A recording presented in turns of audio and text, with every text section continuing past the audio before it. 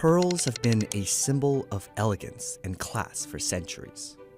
The Maharajas of India and European queens adorned themselves with pearls, a symbol of their prestige.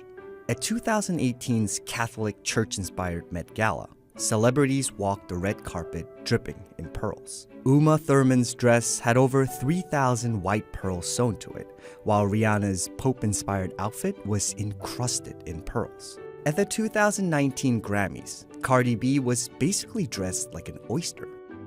The most expensive pearl ever sold was Marie Antoinette's pendant. It sold for $32 million in a 2018 auction. But what is it that makes pearls so expensive?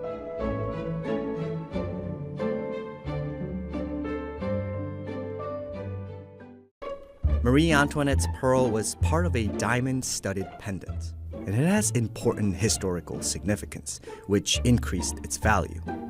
But there are several other factors that determine the value of a pearl. And part of the reason the Marie Antoinette pearl is worth so much is because it's a natural pearl. Which brings us to one quality that determines a pearl's value: natural versus cultured. Natural pearls are hard to find.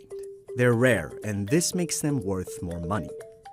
But let's rewind for a second. What is a natural pearl, and how are they formed? Natural pearls form when some kind of irritant, usually a small organism, makes its way into the shell of a mollusk, like an oyster or a mussel. To protect itself from the invader, the mollusk starts to coat the debris with nacre, or mother of pearl, the same material that lines the inner layer of its shell. It continues doing this, and the irritant grows into a shiny pearl.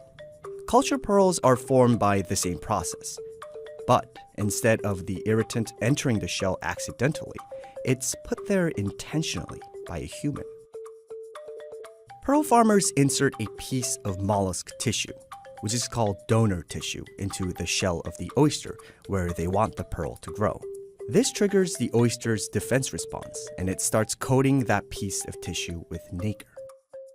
The vast majority of pearls on the market are cultured pearls. Cultured pearls date all the way back to around 500 AD in China. However, in 1893, the Japanese-born Kokichi Mikimoto streamlined the process and eventually created perfectly round pearls. Today, Mikimoto is widely considered the grandfather of cultured pearls. By the 1920s, cultured pearls became more commercially available, which made them more affordable and accessible to people who weren't royalty. The size of the pearl largely depends on the size of the mollusk. Certain oysters grow bigger than others and can therefore make bigger pearls. The larger size makes South Sea pearls and black pearls the most valuable type of pearl. On Mikimoto's website, this strand of South Sea cultured pearls is selling for $32,000. The other notable difference between pearl types is the color. Sometimes this goes hand in hand with size, because the pearl's color is determined mostly by the mollusk it comes from. Along with size and color, the shape and surface of a pearl can have an impact on its value. Typically, the rounder and smoother, the better. And finally, perhaps the hardest variable to measure: luster. Luster is essentially the way a pearl reflects light. The shinier the pearl, the better. The quality of a pearl's luster is influenced by the layers of nacre that coat the center. When you take into consideration all of these factors, finding or creating the perfect pearl is an art. And the fact remains, they're grown inside an animal, so it's impossible to have complete control over how and when they form, especially in the wild. So if you ever bite down on something hard while you're eating an oyster, take a look at it before you chuck it. It might be more than a piece of sand.